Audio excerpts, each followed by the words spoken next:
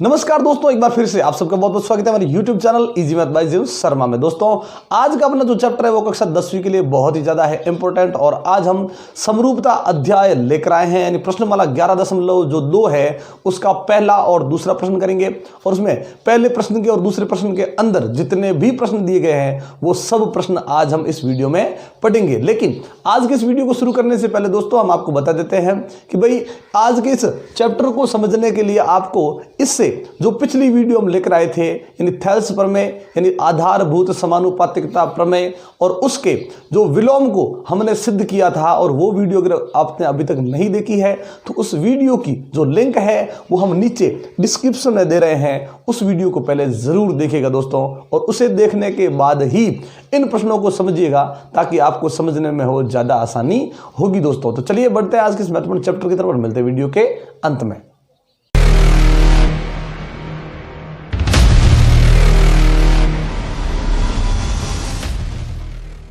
चलिए दोस्तों शुरू करते हैं आज का अपना पहला प्रश्न। 11.2 का यह पहला प्रश्न है कि भाई त्रिभुज ABC उसकी भुजाएं AB और AC है, उस पर क्रमशः D व E इस प्रकार स्थित है। ध्यान रखिएगा दोस्तों, यहां हमें एक भाई त्रिभुज दिया गया है और उस त्रिभुज का नाम ABC, चलिए हम भी रख देते हैं, ये त्रिभुज का नाम रख दिया ABC। भाई प्रश्न वाले ने बोल दिया, लिखने में हमें कोई दिक्कत नहीं, लिख दिया ABC। फिर बोला AB और AC पर, ये रहा AB, ये भुजा रह गई AC, इन दोनों पर D और E दो बिंदु स्थित है, यहाँ पे D और यहाँ पे E अलग अलग दोनों पर स्थित है। ठीक है, इस प्रकार स्थित है कि DE समांतर BC।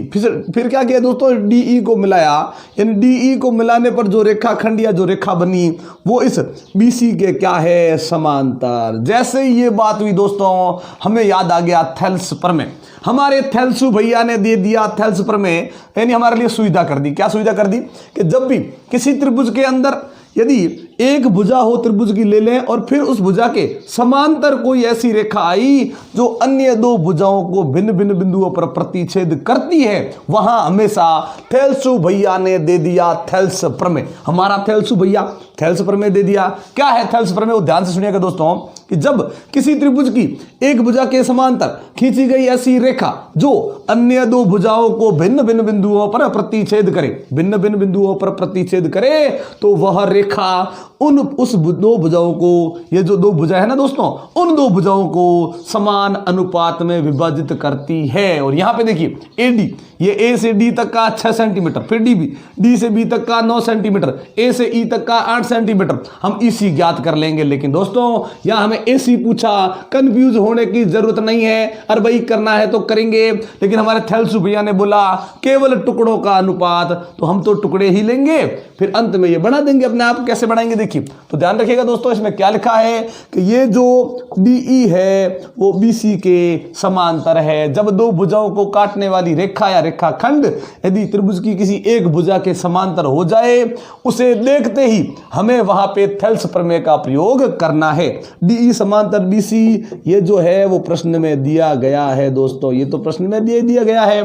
तो हमें क्या करना है, लिखेंगे तब थेल्स प्रमेय से सीधा थेल्स प्रमेय लगा दो। अगर आपको याद है तो पूरा थेल्स प्रमेय लिख दो तो भी कोई दिक्कत नहीं है, केवल इतना लिख दिया थेल्स प्रमेय से, क्योंकि ये प्रश्न जैसे ही दिमाग में आएगा सीधा थेल्स प्रमेय, तो थेल्स प्रमेय जरूर याद कर ले। जैसा हमने बता दिया कि भाई पिछली वीडियो हमारी जो थी वो थेल्स प्रमेय से संबंधित थी दोस्तों, उसे जरूर देखिएगा। चलिए अब करते हैं शुरू। यहां से आते हैं अनुपात, यानी क्या लेंगे AD, यहां देखिए AD, फिर क्या ले लिया बट्टा में DB। चलो बराबर में आते हैं, ये रहा AE और बट्टा में रह गया EC, ये चलिए हमने लिख दिया EC। चलिए भाई अब मान रखना शुरू करते हैं। AD का मान प्रश्न में 6, फिर DB का मान प्रश्न में ये 9, ये बराबर AE का मान प्रश्न में 8, ये 8 बट्टा में EC का मान कहीं पे भी दिया हुआ नहीं, तो चलिए EC का EC रखिए दोस्तों, अगर मान नहीं है तो करने की जरूरत नहीं। अब ये जो प्रश्न है वो 10वीं का है ही नहीं। अब ऐसा लग रहा है ये प्रश्न तो 7वीं 8वीं का है। कैसे? जब इस तरफ भिन्न है, इस तरफ भिन्न है, एक मान हमें ज्ञात करना है तो करेंगे क्या दोस्तों? वज्र गुणन, तिरछा गुणा कर देंगे। ठीक है, क्रॉस मल्टीप्लाई, कुछ भी नहीं करना है, क्रॉस मल्टीप्लाई करेंगे।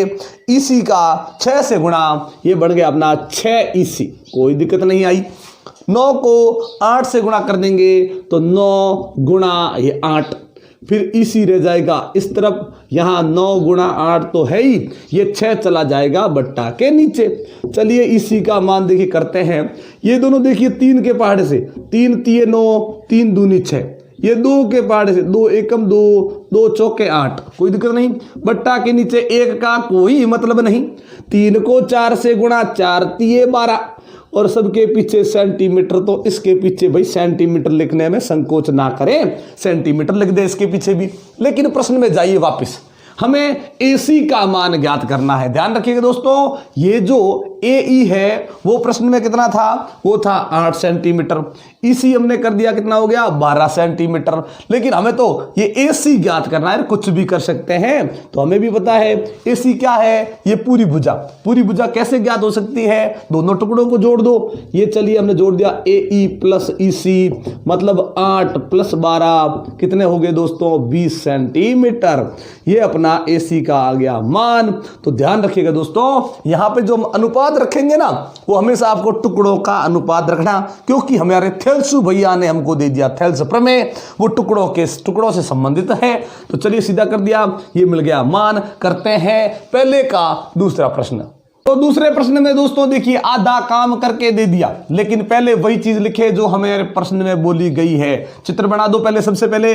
चलिए ये अपना हो गया दोस्तों त्रिभुज, और वही काम यहां पे यहां पे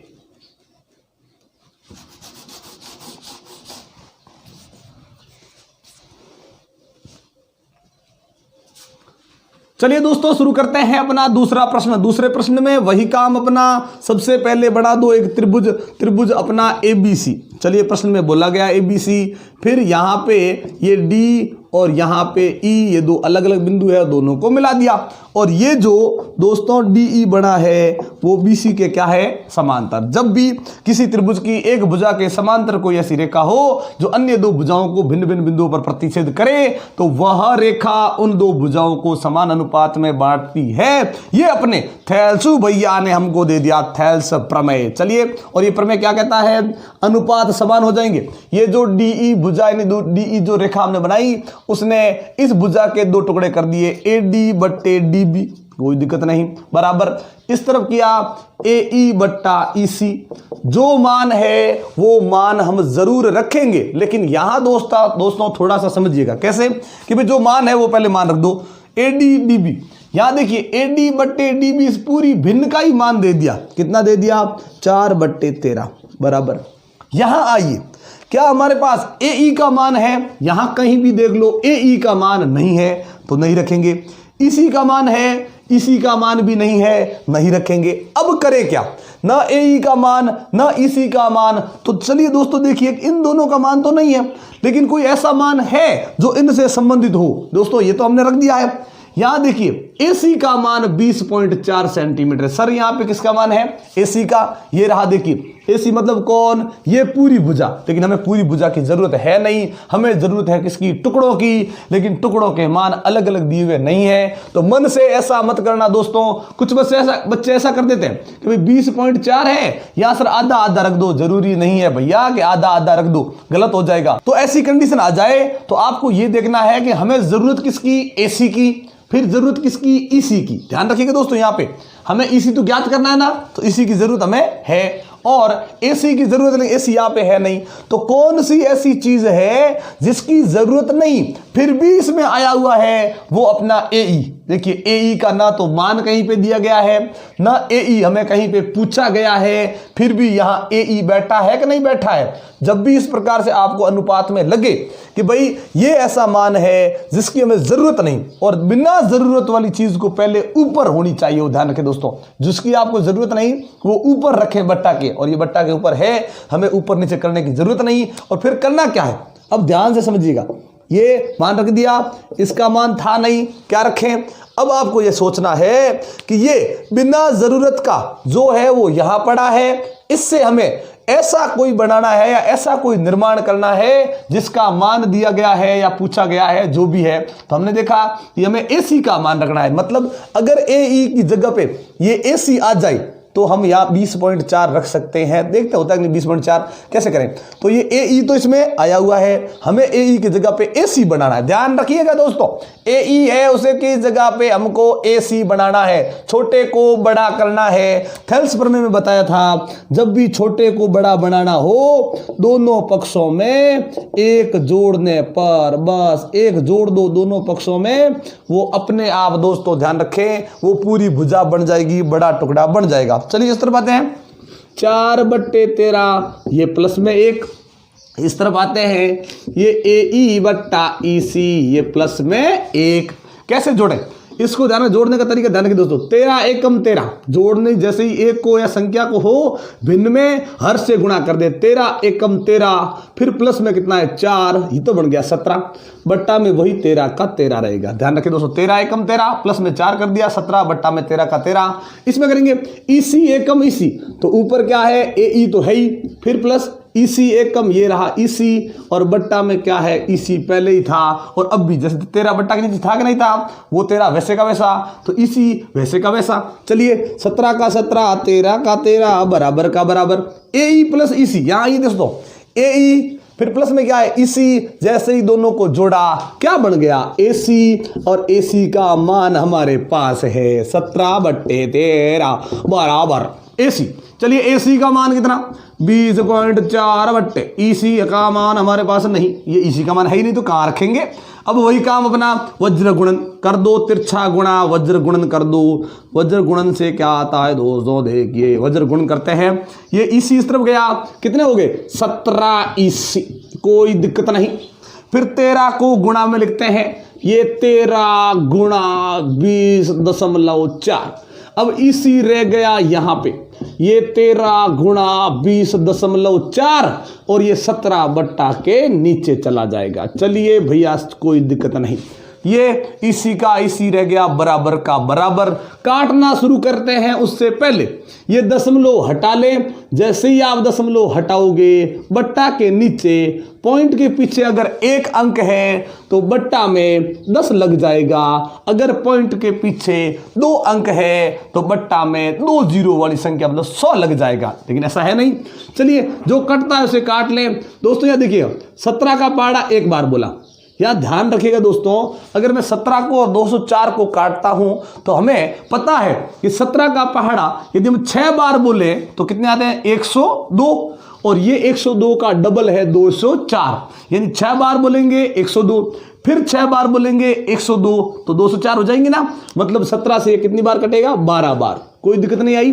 फिर 12 को 13 से गुणा कर देते हैं, और जैसे ही हमने इसको गुणा किया वो दोस्तों 156 हमें प्राप्त हो गया। 13 को 12 से गुणा कर दिया 156, और बट्टा में कितना है 10। अब वही काम देखिए, दशमलव हटाया, दशमलव के पीछे 1 अंक था 10 लग गया। अब यदि 10 को मैं वापस हटा दूं, क्योंकि 0 से 0 कट तो रहा है नहीं, कट रहा होता 0 से 0 काट देते, वापस 10 को हटा दूं वापस दशमलव लगेगा ऐसी जगह पे जहां पीछे 1 अंक बच जाए, यानी 15.6, यहां लगेगा 0.1 अंक, 10 हट गया, ये सेंटीमीटर का सेंटीमीटर, ये अपना मिल गया दोस्तों EC का मान।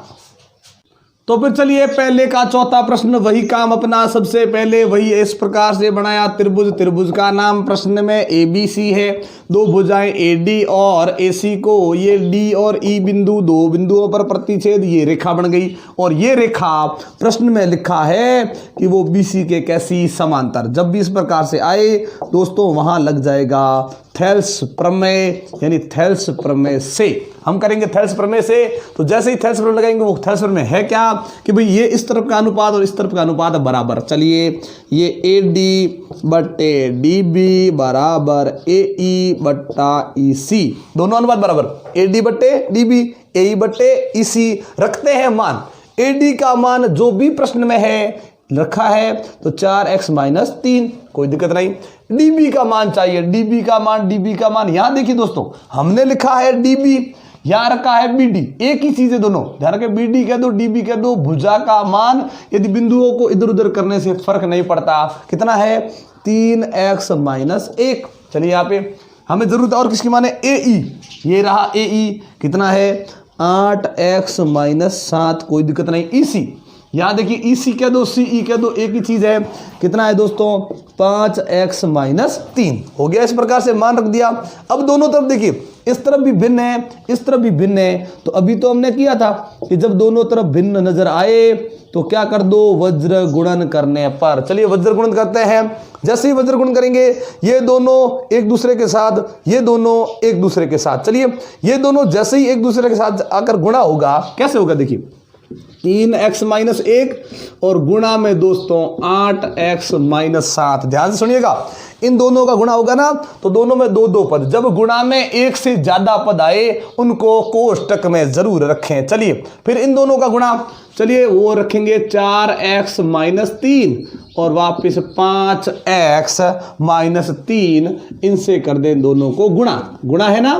ध्यान रखें दोस्तों, वज्रगुण इन दोनों का हो गया, फिर इन दोनों का हो गया, बीच में क्या लगाएंगे, बराबर, जो लगा है बीच में वही लगाना है। फिर इन दोनों कोष्टक का गुणा, इन दोनों कोष्टक का गुणा कैसे करना है, सर्वसमीका लगती है तो सर्वसमीका लगा कर करें, विशेष गुणा होगा तो ही होगा, ऐसा इसमें कोई विशेष गुणा नहीं, ये भी कोई विशेष गुणा नहीं, तो सर्वसमीका का प्रयोग नहीं करेंगे।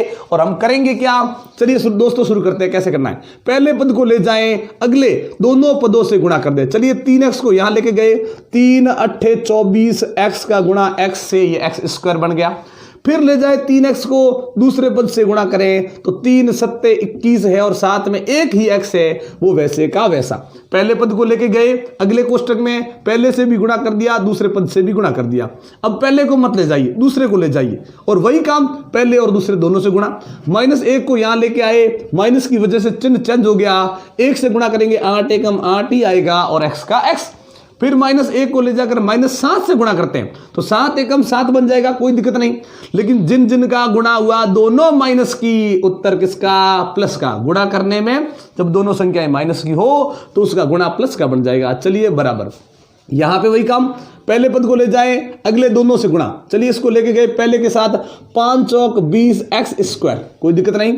फिर इसको ले जाते हैं दूसरे के साथ माइनस के 12x, 4 तिये 12, x का x, और ये जो गया ना वो अगले वाले का चिन्ह चेंज नहीं करेगा क्योंकि खुद प्लस का है ना, तो आगे वाला जो है उसका चिन्ह वही रहेगा, माइनस वाला जाएगा। पहला पद तो गया, दोनों से गुणा हो गया ना। अब दूसरा पद जो जाएगा दोस्तों वो कैसे जाएगा, माइनस का 3 आगे गया, गुणा तो होगा ही होगा, आगे वाले का चिन्ह भी चेंज कर देगा। 3 पंजे ये 15x, फिर माइनस का 3 इस तरफ गया, प्लस का बन जाएगा 3 तिये 9। ये हमने दोनों कोष्टक को आपस में गुणा कर दिया।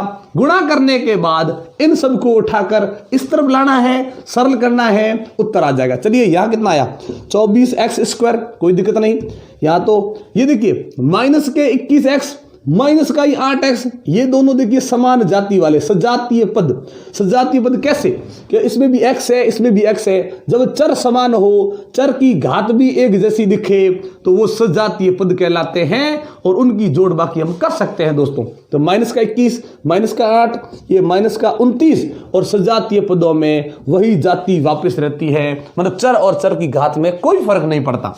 चलिए ये प्लस का 7, अब तीनों ही सजातीय पद नहीं विजातीय पद है। चलिए बराबर के उस तरफ 20x स्क्वायर माइनस के ये 12x और माइनस का 15x, ये हो गए माइनस के 27x और प्लस में हो गया दोस्तों 9। लाते हैं इन सबको इस तरफ, 24x square minus 29x plus 7, ये इस तरफ आया, माइनस 20x स्क्वायर, ये इस तरफ आया, प्लस के 27x, ये इस तरफ आया, माइनस का 9 बराबर 0।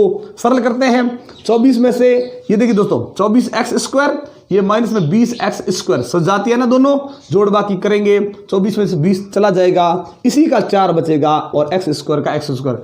सजातीय पदों की जोड़ बाकी के बाद भी वही जाति उनकी रह जाती है। माइनस के 29x प्लस के 27x ये हमें पता है प्लस वाला निकल जाएगा, माइनस में से 2x बच जाएगा, प्लस का 7 माइनस का 9 प्लस का 7 निकल जाएगा, ये माइनस का बच जाएगा 2 बराबर बच गया दोस्तों 0। अब ये जो है अपनी एक सर्वसमीका है और इसे लेकर हमें क्या करना है दोस्तों, x के निकालने हैं मान। कैसे निकालने हैं x के मान वो ध्यान से समझिएगा दोस्तों। आपको क्या करना है, सबसे पहले जब भी द्विघात समीकरण आए, क्योंकि x में स्क्वायर लगाया ना, ज्यादा से ज्यादा घात कितनी है 2, ये बन गया द्विघात समीकरण। यानी ये अपना इस 11वें अध्याय का प्रश्न नहीं है, ये समझो कि ये अपना तीसरे अध्याय का प्रश्न है जो हम पहले पढ़ चुके हैं। अगर आपने तीसरा अध्याय नहीं पढ़ा तो जरूर पढ़िएगा। चलिए कैसे करना है, सबसे पहले इस पहले को अंतिम यानी इस एक्स स्क्वायर वाले को अचर वाले पद से गुणा करना है। ये अपना रफ कार्य होगा दोस्तों, रफ वर्क है अपना। इन दोनों को आपस में गुणा करते हैं तो क्या प्राप्त हो गया, माइनस का 8x स्क्वायर। ध्यान रखिएगा वापिस, 4x स्क्वायर को 2 से गुणा कर दिया, 4 दूनी 8, लेकिन इन दोनों में से ये संख्या किसकी, माइनस की, तो गुणा किसका बनेगा दोस्तों, माइनस का। फिर क्या करना है, इन्हीं के 2 टुकड़े कर दो कि भाई गुणा करने से माइनस का 8x स्क्वायर आए। पहले हमने क्या किया, इन दोनों को आपस में गुणा कर दिया, फिर इस गुणा के 2 ऐसे टुकड़े करो कि माइनस का 8x स्क्वायर आना चाहिए। अब हमें पता है कि भाई 2 संख्याओं को गुणा करने से यदि माइनस का उत्तर आ रहा है, ये देखिए माइनस आ रहा है, इसमें माइनस का उत्तर आ रहा है, ऐसा कब होता है, जब एक संख्या प्लस की हो और एक संख्या माइनस की हो, तभी ध्यान रखें दोस्तों गुणा करने से माइनस आता है। भूल में भी दोस्तों अगर आपने दोनों को माइनस रख दिया और गुणा में इस प्रकार से टुकड़े किए इसके और दोनों में माइनस रख दिया, तो हमें भी पता है दोस्तों कि गुणा में जब दोनों संख्याएं माइनस की होती है तो गुणा करने से उत्तर प्लस का बनता है, ना कि माइनस का। माइनस का कब बनता है, जब एक टुकड़ा प्लस का हो, एक टुकड़ा माइनस का हो। चलिए हमने रख दिया सही। अब 8 के ऐसे टुकड़े करके देखते हैं जिससे गुणा में 8 आए। तो हमें पता है 4 को 2 से गुणा कर दो तो भी 8 आएगा, ठीक है। 8 को 1 से गुणा कर दो तो भी 8 आएगा। अब इन दोनों में से या तो ये सही है या फिर वो सही है, दोनों में से कौन सा सही है वो हमें कैसे पता चलेगा, वो पता चलेगा या बीच वाले पद से। ध्यान रखिए, हमने पहले को अंतिम से गुणा किया, उसके 2 टुकड़े कर दिए, चिन्ह के हिसाब से चिन्ह लगा दिया, फिर इसके जितने टुकड़े सब हुए सब कर दिए। भाई गुणा करने से 8 आना चाहिए, माइनस 8x स्क्वायर बनना चाहिए, कर दिए टुकड़े।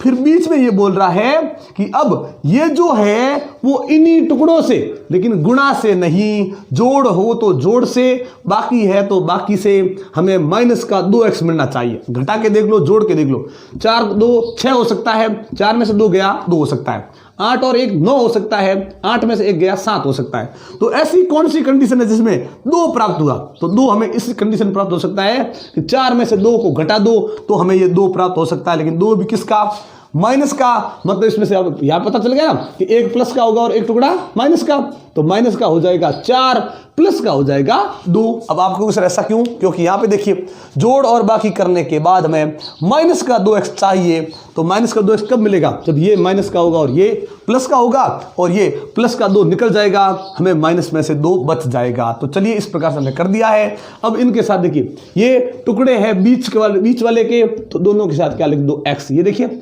x स्क्वायर है, टुकड़े करेंगे, एक x इसमें आ जाएगा और एक x इसमें आ जाएगा, गुणा में x स्क्वायर बन सकता है।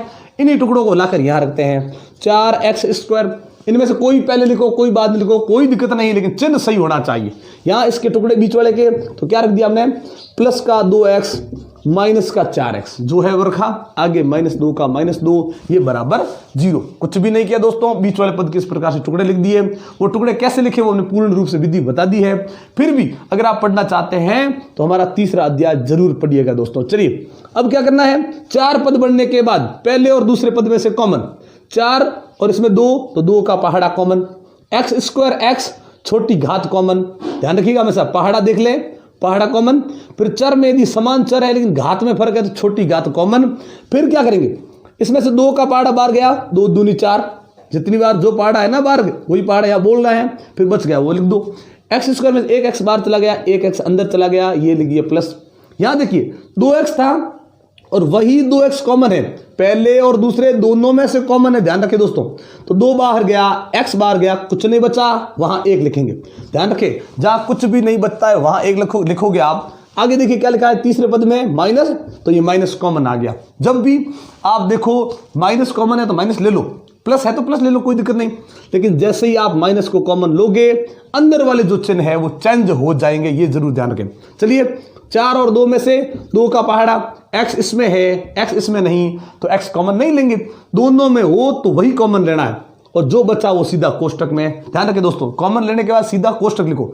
माइनस बाहर गया, 2 का पहाड़ा बोला 2 दूनी 4, क्यों 2 का पहाड़ा है ना, 2 दूनी 4, x बार नहीं गया, ये माइनस नहीं आएगा दोस्तों, प्लस आएगा। क्यों? क्योंकि हमने 2 कॉमन जो लिया था उसके आगे क्या लिखा था, माइनस, और माइनस कॉमन गया, अंदर वाले चिन्ह चेंज, ये 2 ही था और 2 बार चला गया, जब पूरा बार चला जाए वहां 1 बच जाएगा बराबर 0 है ही। फिर क्या करेंगे, ये जो हमने देखा 2x + 1 2x + 1 दोनों कोष्टक कैसे समान, इनको ही कॉमन ले लो, इस पूरे कोष्टक को ही कॉमन ले लो। जैसे हमने इन दोनों में से कोष्टक को कॉमन लिया, कॉमन एक बार लिखा जाएगा, जो बचा वो भी वापस कोष्टक में। क्या बचा बाहर देखिए, यहां 2x, बाहर देखिए -2 बराबर क्या रह गया दोस्तों, 0। ध्यान रखें, हमने इस कोष्टक को कॉमन लिया दोस्तों, जो बचा उसे भी कोष्टक में लिखेंगे। ये अलग अलग हो गए गुणनखंड, ये गुणनखंड बोलते हैं इसको, लेकिन हमें गुणनखंड नहीं करना है, हमें तो x का मान निकालना है दोस्तों। तो कैसे करें, तो आपको क्या करना अब कि भाई इस पहले गुणनखंड को लेकर बराबर में 0 लगा दो, ये जो दूसरा गुणनखंड है उसे लेकर भी बराबर 0 लगा दो। यहाँ x का मान निकालते हैं तो ये प्लस का 1 पहले जाएगा, ये हो जाएगा माइनस का 1, फिर खुद के साथ वाली संख्या जाएगी बट्टा के नीचे, कट नहीं रही है ना, ये x का हमें मिल गया मान -1/2। यहाँ आते हैं, x बराबर क्या आएगा, -2 उस तरफ जाएगा पहले, प्लस का 2 बनेगा, ये गुणा का 2 अब जाएगा बट्टा के नीचे, ये 2 से 2 कट गया, x का मान क्या मिल गया दोस्तों, 1। ये x बराबर हमें 1 मिल गया। अंत में लिख देते हैं कि अतः x के मान बराबर 1 हो गया माइनस का 1/2, 1 हो गया 1। दो मान हमें प्राप्त हो गए दोस्तों। दो मान इसलिए प्राप्त हुए दोस्तों क्योंकि जब हमने वज्रगुणन किया था, अंत में हमें जो समीकरण मिला था ना, सरलतम समीकरण, उसमें देखिए x की घात कितनी थी, 2। और जब ध्यान रखें दोस्तों, किसी समीकरण में यदि चर की अधिकतम घात 2 है तो वहां मान भी आपको 2 मिलेंगे। यदि यहां अधिकतम घात 3 होती तो जरूर मान हमें 3 मिलते दोस्तों, लेकिन यहाँ पे केवल 2 घात है ना अधिकतम, इसलिए 2 मान मिल गए। अगर ये घात नहीं होती और 1 ही होती तो यहाँ पे हमें x का 1 ही मान मिलता। तो इस प्रकार से हमारा जो ये पहला प्रश्न है दोस्तों वो तो कंप्लीट हो गया। करते हैं दूसरा प्रश्न। अपना जो दूसरा प्रश्न है वो क्या है दोस्तों, देखिए त्रिभुज एबीसी की भुजाएं ए बी और एसी पर क्रमशः डी और ई 2 बिंदु स्थित है, उसमें भी 2 बिंदु स्थित है।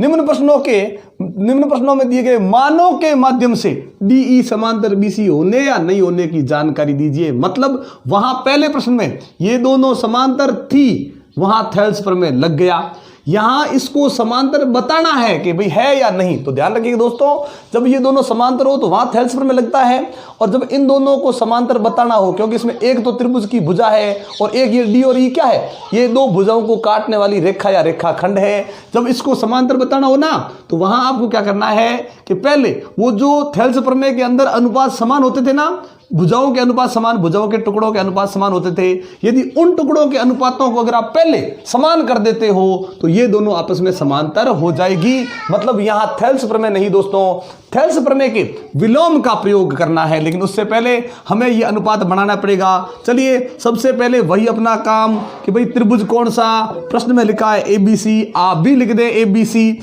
इस तरफ आ गया डी, इस तरफ आ गया ई, लिखा है प्रश्न में ए बी और एसी पर क्रमशः डी व ई, ए बी पर कौन डी, एसी पर कौन ई, लगा दिया, फिर दोनों को मिलाया, ये दोनों में समांतर बतानी है। प्रश्न में ये समांतर है तो समांतर बता दो, नहीं है तो नहीं, कोई दिक्कत नहीं। लेकिन हमें चाहिए क्या, हमें चाहिए टुकड़े। ध्यान रखें दोस्तों, ए से डी तक का टुकड़ा, फिर डी से बी तक का टुकड़ा। चलिए ए से डी तक का है कि नहीं है, ए डी, क्या हमारे पास ए डी है, ये रहा ए डी का मान कितना 1.4, कोई दिक्कत नहीं। फिर देखिए ये ए बी का मान पड़ा है 5.6, ए बी मतलब कौन, ये पूरी भुजा।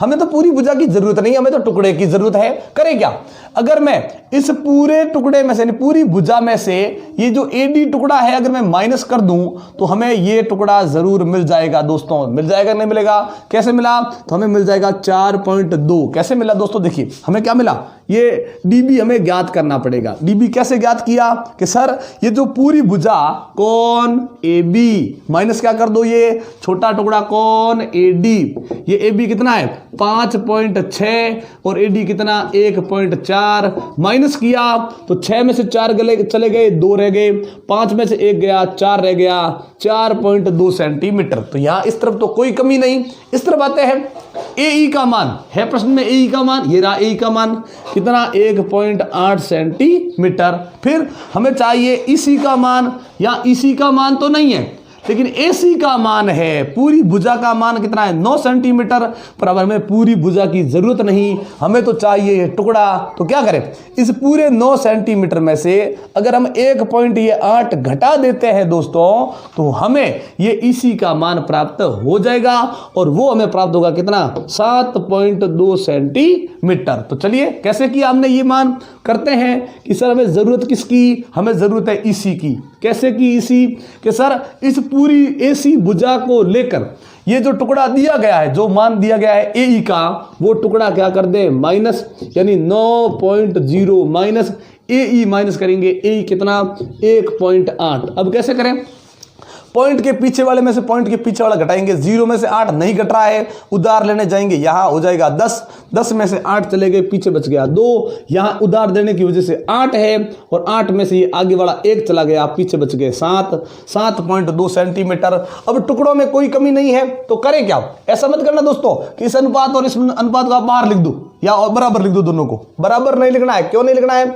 अगर इसमें ये और ये पहले से समांतर है, मतलब ये टुकड़ों का अनुपात बराबर हो जाएगा। लेकिन ये पहले से समांतर नहीं है, हमें बताना है कि समांतर है या नहीं। तो हम क्या करेंगे, इस अनुपात को अलग ज्ञात करेंगे, इस अनुपात को अलग ज्ञात करेंगे, और दोनों ही अनुपात यदि समान प्राप्त हो गए तो समांतर है। अगर समान नहीं प्राप्त हुए, समांतर नहीं है, यही तो अपना क्या है, थेल्स प्रमेय का विलोम। चलिए इस तरफ करते हैं, पहले AD बट्टे DB, कुछ भी नहीं करना है, AD बट्टे DB। अब हमारे पास मान तो है ही, जो कमी थी वो हमने कंप्लीट कर ली यहाँ पे। अब मान रखना शुरू करते हैं। AD का मान 1.4 बट्टे DB का मान, ये DB 4.2। दोस्तों एक ध्यान रखिएगा, जब भी बट्टा के ऊपर और बट्टा के नीचे दोनों ही तरफ क्या हो दोस्तों, दशमलव की संख्या, ऊपर भी दशमलव की संख्या, नीचे भी दशमलव की संख्या, तो आपको एक शॉर्ट तरीका बता रहे हैं कि जब ऊपर वाली और नीचे वाली दोनों दशमलव की संख्या हो, यदि दशमलव के पीछे यहां भी एक अंक हो, दशमलव के पीछे यहां भी एक अंक यानी एक डिजिट हो, दशमलव के पीछे एक एक डिजिट नजर आए यानी समान डिजिट, यानी दशमलव के पीछे 2 अंक तो इसमें भी 2 अंक, इसमें 3 अंक, इसमें भी 3 अंक, लेकिन दशमलव के पीछे वाले अंक देखने हैं, आगे वाले नहीं देखने। तो दशमलव के पीछे 1 अंक, दशमलव के पीछे 1 अंक, तो ऐसी कंडीशन में दशमलव से दशमलव ही कट जाएगा। सरल करने की जरूरत नहीं है, और आपको कोई दशमलव लगाने की जरूरत नहीं, हटा के 0 लगाने की जरूरत नहीं। यदि दशमलव के पीछे अगर अंक समान है, एक एक अंक है, तो दशमलव हट जाएगा, 2 अंक है तो भी दशमलव हट जाएगा। हटने के बाद क्या बना, ये 14, ये 42, दोनों एक ही पहाड़े मारे तो काट दे, ये दोनों 14 के पहाड़े मारे, 14 एकम 14, और ये 14 ये हो गए 42, 14 42, तो कट गया 1/3 प्राप्त हो गया। चलिए इसका अनुपात हमें मिल गया। अब इस तरफ वाला अनुपात करते हैं, ये AE बट्टे में EC, AE बट्टे EC, AE कितना 1.8, ये अपना EC कितना 7.2 जो हमने प्राप्त कर लिया था। चलिए यहाँ पे वही काम, ये पॉइंट से पॉइंट कट जाएगा, 18 और क्या बच गया दोस्तों 72, 18 और 72, 18 के पाड़े से कट रहे हैं, 18 एकम 18, और यहाँ पे देखते हैं हम कम, क्या देखते हैं 18 एकम 18 और 18 चौके 72, यानी क्या आया 1/4। अब दोस्तों देखिए, जैसे ही हमने दोनों अनुपात ज्ञात किए, क्या दोनों मान समान है, अगर समान है तो समान लिख दे, और अगर समान नहीं है तो समान नहीं लिख दे। दोस्तों ध्यान रखें, जो है वैसा तो हमें लिखना ही पड़ेगा। तो हमने क्या देखा भाई, अगर ये दोनों एक जैसे होते तो हम बराबर लिखते, लेकिन ये दोनों एक जैसे नहीं है ना, तो क्या करना है, तो यहां ऐसे लिख के बराबर के चिन्ह को काट दे। क्योंकि दोस्तों जब ये भुजाओं के टुकड़ों के अनुपात समान होते हैं, वहां थेल्स प्रमेय का विलोम लगता है। समान नहीं, यानी यहां पे थेल्स प्रमेय का विलोम है, वो यहां पे उचित नहीं है, वो सिद्ध नहीं हो चुका है, और इसलिए ये दोनों समांतर नहीं है। लेकिन लगाना क्या है, थेल्स प्रमेय का विलोम। चलिए थेल्स प्रमेय के विलोम से, थेल्स प्रमेय का विलोम क्या कहता है कि जब ये दोनों अनुपात बराबर हो तो DE व BC समांतर है, लेकिन ये बराबर नहीं तो DE और BC समांतर नहीं है। तो लिखा है ना समांतर होने की और नहीं होने की जानकारी दीजिए, तो हमने दे दी कि भाई डी ई और बी सी समांतर नहीं है। और अगर आप इस प्रकार से मान करते हो, ये दोनों समान आ जाते हैं, तो ये थेल्स प्रमेय के विलोम का प्रयोग करेंगे और डी ई और बी सी समांतर हो जाएगी दोस्तों। चौथे प्रश्न में काम अपना वही, सबसे पहले चलिए बनाते हैं एक त्रिभुज, और त्रिभुज का नाम प्रश्न में क्या है दोस्तों, ए बी सी। चलिए ए बी सी रख दिया।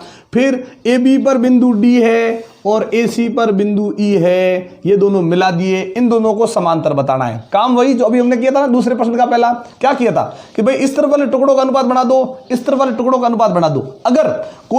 अगर भूल से यहाँ पे पूरी भुजा दे रखी है और ये टुकड़ा दे रखा है, तो इसे घटा के ये प्राप्त करो। अगर ये दिया गया है तो पूरे में से इसे घटाकर ये प्राप्त करो, क्योंकि हमें टुकड़ों की जरूरत है, पूरी भुजा की जरूरत नहीं है। चलिए यहाँ पे करते हैं AD, ये रहा AD मान कितना 5.7, फिर BD ये रहा BD 9.5, यानी इसमें कमी तो कोई है ही नहीं दोस्तों।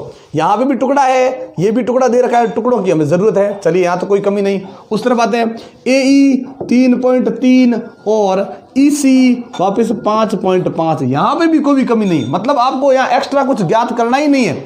करेंगे क्या, तो हमें तो कुछ नहीं करना है, इस तरफ बढ़ा दो ये अनुपात AD/DB, बस AD का मान 5.7 और DB का मान 9.5। वही काम है ना, पॉइंट से पॉइंट कट जाएगा, क्योंकि पॉइंट के पीछे यानी दशमलव के पीछे यदि अंक समान आपको नजर आ रहे हैं, एक अंक दो अंक, तो वहां पे पॉइंट से पॉइंट कट जाएगा। ये बच गया 57, ये बच गया 95, और हम क्या देखते हैं कि ये दोनों 19 के पहाड़े में आ रहे हैं दोस्तों। ये 19 के पहाड़ा यदि यहाँ पे बोलेंगे तो 3 बार बोला जाएगा, यहाँ पर बोलेंगे 5 बार बोला जाएगा। यानी इन दोनों का जो भुजाओं के टुकड़ों का जो भुजा के जो टुकड़े हो रहे हैं उनका उसका जो अनुपात है वो 3/5 आया, कोई दिक्कत नहीं। इस तरफ करते हैं ये कि AE/EC। चलिए शुरू करते हैं। यहाँ AE का मान 3.3, EC का मान 5.5, ये वही काम, पॉइंट से पॉइंट है वो कट गया।